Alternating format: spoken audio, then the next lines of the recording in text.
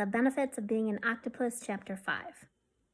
The Social Studies and Science interdisciplinary block arrives like a slow-motion steamroller. The wall between the Social Studies and Science classrooms has been opened. I'm on the Social Studies side because that's the class I would usually have now.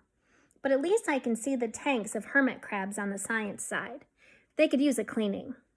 I'm signed up for extra help in science during the special ACE period on Wednesdays because I don't do homework in that class either.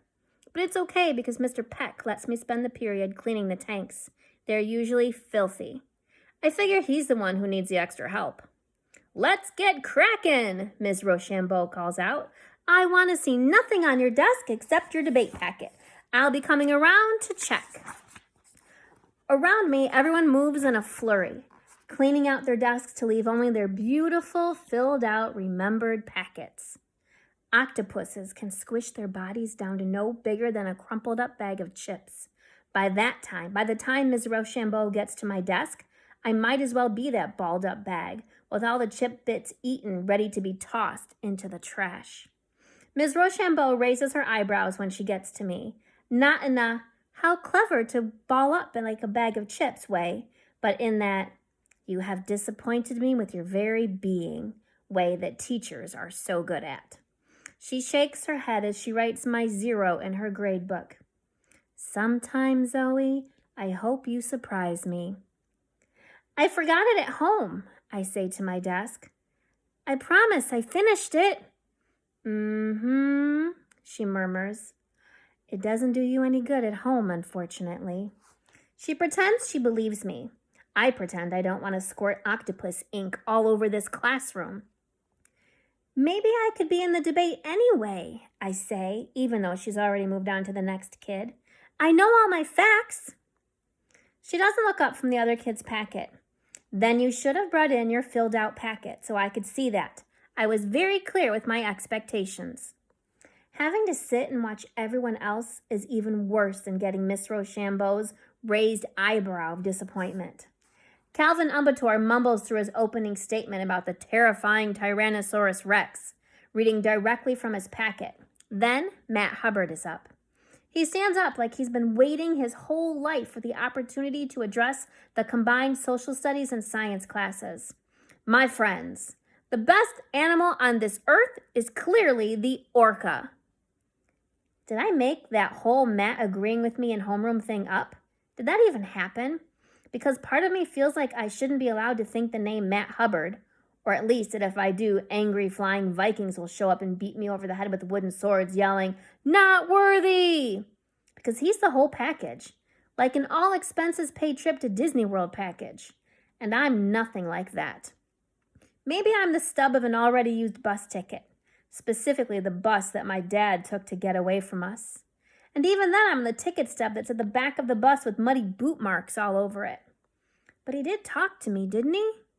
And he looked at me like he could see me and like he respected my amazing analysis of the Patriots game. Because it was amazing, wasn't it? "They are fierce predators that can swim up to 30 miles per hour, Matt is proclaiming. He definitely isn't reading off his packet like Calvin was. "Orcas work together in teams to take down their prey. And," he raises his finger in the air, "they will share the meal with the whole pod." In a flash, he produces a giant bag of Swedish fish and starts passing them out.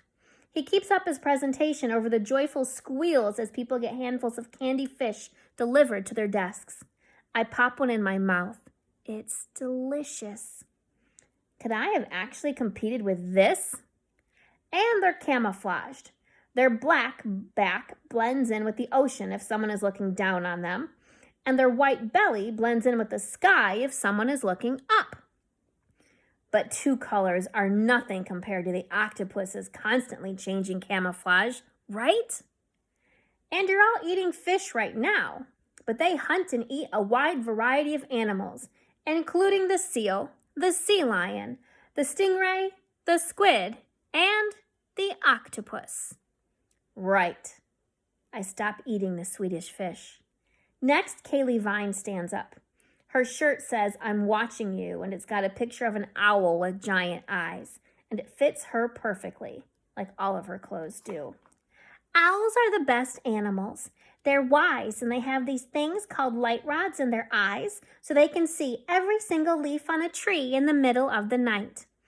And they can rotate their head more than 180 degrees so they can see everything around them.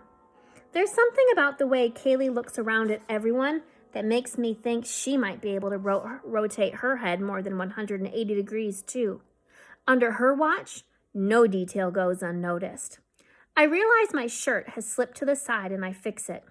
The downsides of a growth spurt means that my mom insists on buying me clothes that are 2 sizes too big for me when she's at the consignment store. Their wings have a special pattern of interlocked feathers so they can fly silently through the air, Kaylee is saying. She isn't reading off her packet either. I wouldn't have needed to look at my packet. I know my octopus facts cold. But still, Kaylee is saying this stuff like not only has she known it all her life, but like everyone with half a brain would know it too. My leg starts twitching just imagining what it'd be like standing up there talking. Everyone would be looking at me, even the owl on Kaylee's shirt. This means they can sneak up on unsuspecting chipmunks and grab them with their sharp talons. And before you get all upset about the chipmunks, you should know they're actually helping the chipmunk population. The strong chipmunks know how to take care of themselves. The owls are weeding out the ones who don't, and that's better for everyone. I'm pretty sure it's not a coincidence that she looks straight at me when she says this. Because if you can take care of yourself, you'd have clean clothes and you wouldn't smell like cigarette smoke, and you definitely remember your debate packet. And how is it fair for the kids who are on the top of stuff to have to share the classroom with kids who aren't? And Calvin, I want you to know that I'll be coming for you and your T-Rex's little tiny brain when we get to the Q&A part of this debate. If I had remembered my packet and made the mistake of getting up there, that owl on Kaylee's shirt would be full on rolling its giant eyes at me, along with everyone else by this point. Did I really think Kaylee Vine was going to be impressed with my octopus facts? Did I really think she was going to give me a pass when the whole point of the debate is to prove everyone else wrong? It's not enough to know your stuff. Not if one of the things you know for sure is that everyone you're going up against is better than you.